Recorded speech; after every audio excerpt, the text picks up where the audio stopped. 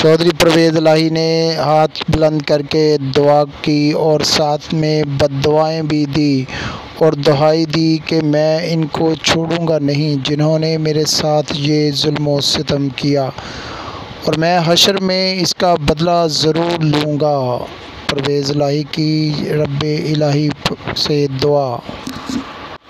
चौधरी परवेज़ इलाही दुआ करते करते हाथ बुलंद करके बद्दुआएं देने लगे और दुहाई देने लगे और कहा कि मैं इनको हशर के मैदान में भी नहीं छोड़ूंगा, और मेरी दुआ है कि रब्बे करीम मेरे साथ हुए जुल्म का बदला ले। उम्मीद करता हूँ कि या अल्लाह मेरे साथ इंसाफ हो और इनके साथ वो हो और सारी ये एक मिसाल बने रहती दुनिया तक, क़यामत तक।